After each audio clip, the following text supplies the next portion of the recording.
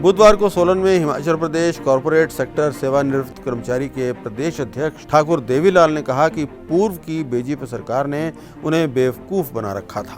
उन्होंने कहा कि कर्मचारी बार बार अपनी मांग को लेकर उनके पास गए, लेकिन उनकी मांगों को अनदेखा कर दिया गया। उन्होंने बताया कि लंबे समय से पेंशन की मांग की जा रही थी। बीती सरकार में उनकी ये मांग पूरी नहीं हो पाई, लेकिन कर्मचारियों को इस सरकार से काफी उम्मीद है। बुधवार को सोलन में ठाकुर देवीलाल ने कहा कि साल 1999 से लेकर 2004 में सेवानिवृत्त हुए कर्मचारियों को पेंशन का लाभ मिल रहा है, लेकिन 2004 के बाद सेवानिवृत्त हुए 6,730 कॉरपोरेट के सेवानिवृत्त कर्मचारियों को पेंशन नहीं मिल रही।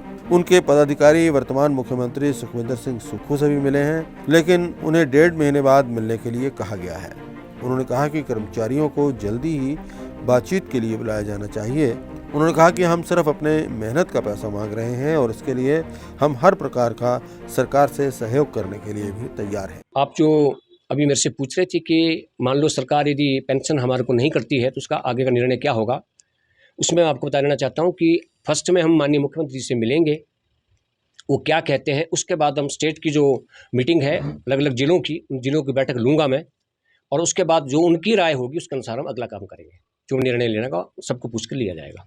आज की जो हमारी प्रेस कॉन्फ्रेंस है और आज की जो यहाँ मीटिंग है वो रिगार्डिंग संगठन के बारे में भी है और अगली रणनीति के बारे में भी है कि हम आगे का जो कार्रवाई वो क्या करें और कैसे हो सकती है, इसीलिए मैं यहाँ पर आया हूँ। आगे हमारी 6,730 लोगों की जो लोग हैं उनको पेंशन का मामला है, जो 99 से पहले रेगुलर हुए हैं। कुछ लोग गलत कह रहे हैं कि 2004 के तक जो रेगुलर है, नहीं, 2099 तक जो रेगुलर हैं वो लोग ही एलिजिबल हैं।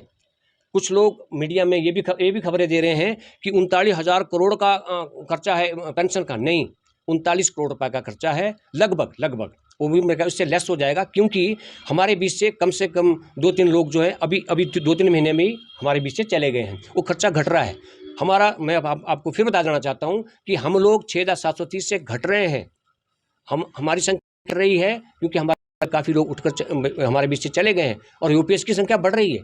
जब उनको सरकार पेंशन दे सकती है तो हम तो रिड्यूसिंग पे है, हमारी तो मिनिमम पेंशन है।